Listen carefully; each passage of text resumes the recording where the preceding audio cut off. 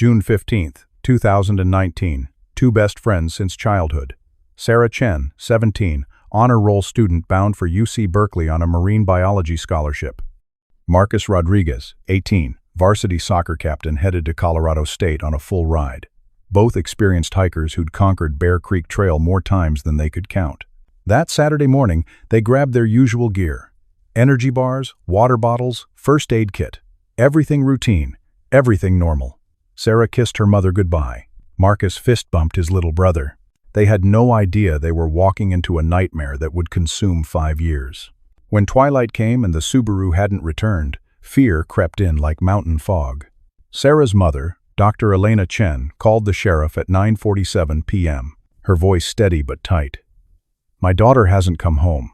The initial search revealed something that made veteran rescuers pause. Both backpacks found intact at mile marker 4.2. Phones still inside, wallets untouched, water bottles half full. Why would seasoned hikers abandon their lifeline in wilderness that could kill you? Detective Patricia Yamamoto had 26 years of mountain rescue experience.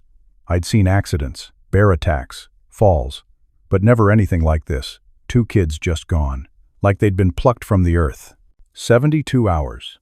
Search dogs lost the scent at Widow's Point, a granite ledge overlooking Dead Man's Gulch. Thermal helicopters found nothing. Technical climbers repelled every accessible cliff face. The Colorado National Guard mobilized. The case file grew thick with dead ends. The families grew hollow with grief. 5 agonizing years crawled by. Sarah would be 22 now. Marcus, 23. Dr. Chen kept her daughter's room exactly as she'd left it.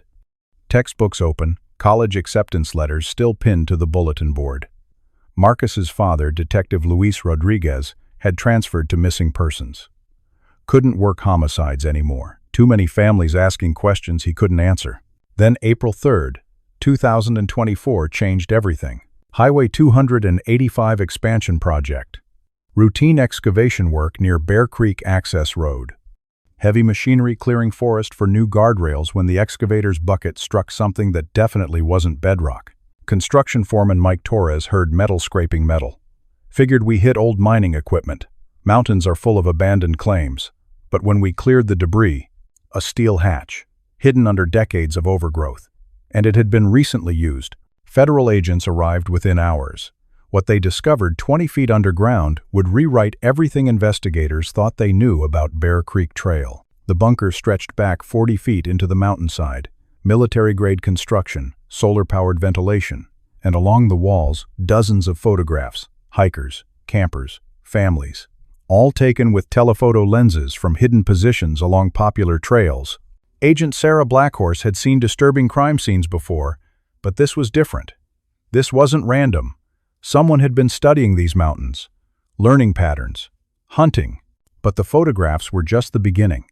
Digital servers contained terabytes of surveillance footage, motion-activated cameras placed throughout the wilderness, GPS tracking data, and detailed files on over 30 missing persons cases spanning 15 years. The killer hadn't just been active. He'd been methodical, patient, professional. Forensic analysis revealed something that made veteran agents sick. The bunker contained detailed floor plans of an underground facility, ventilation systems, food storage, medical supplies. Somewhere in these mountains was a prison. April 8, 2024. Ground-penetrating radar and K-9 units swept square miles of wilderness. Following GPS coordinates recovered from the surveillance system, search teams discovered ventilation shafts hidden beneath fake rock formations. The first shaft led to nothing. The second, a dead end. The third made searchers' hearts race. Fresh air. Moving upward. Someone was breathing down there, 47 feet underground. In a natural cave system expanded into living quarters, they found them. Sarah Chen and Marcus Rodriguez, alive, malnourished, traumatized, but breathing. Sarah's first words, "Is it really over?" They had survived 5 years in an underground network of connected caves, sustained by an elaborate system of food caches and underground springs their captor had prepared over decades. But survival had required more than just food and water. It had required each other. The perpetrator was identified through DNA evidence in the bunker as William Bill Henderson, 52, a former National Park Service employee with extensive military background. Henderson had been terminated in 2008 following complaints about inappropriate interest in female hikers. Complaints that were never properly investigated. Henderson was captured at a remote cabin 60 miles north, where investigators found journals documenting his crimes, detailed maps of victim locations, and plans for expanding his underground collection. Detective Rodriguez would later say, he called them specimens, like they were insects in his lab. Psychological evaluation revealed Henderson suffered from severe antisocial personality disorder and had been planning his underground prison for over a decade. He showed no remorse, claiming he was preserving beauty before the world corrupted it.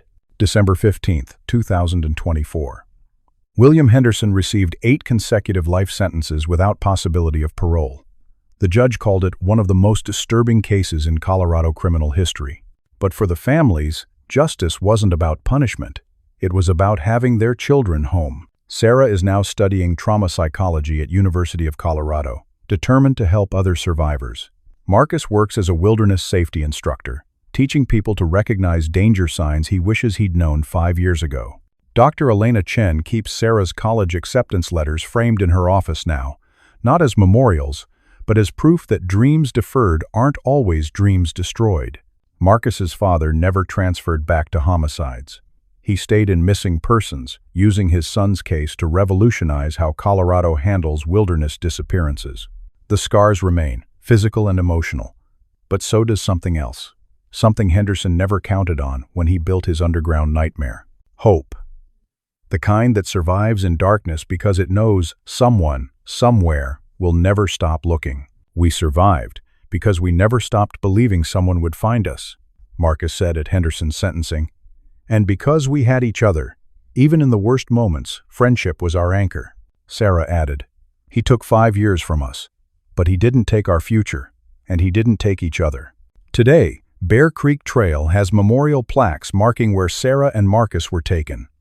Not as warnings, but as reminders. The wilderness holds beauty and danger in equal measure. Preparation and vigilance are hikers' best protection against both. But sometimes, the most important wilderness survival skill isn't reading weather patterns or finding water. It's never losing faith that someone will never stop looking for you. Critical lessons learned. Essential wilderness safety knowledge. Sarah and Marcus's case revolutionized wilderness safety protocols across Colorado and beyond.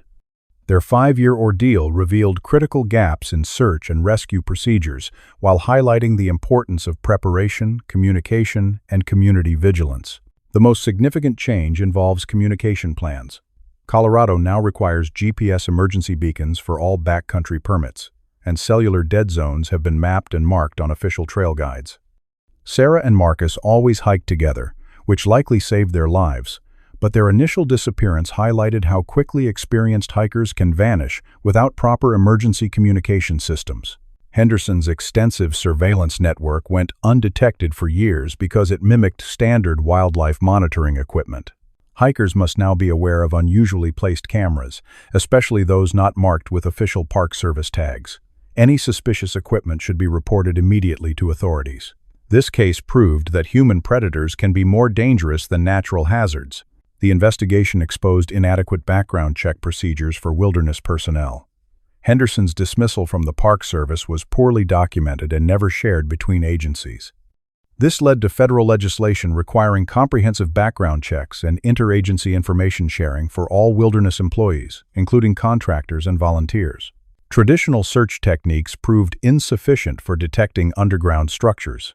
Colorado now employs ground-penetrating radar, thermal imaging, and acoustic detection equipment as standard tools in missing persons cases. These technologies can detect underground activity up to 100 feet below surface.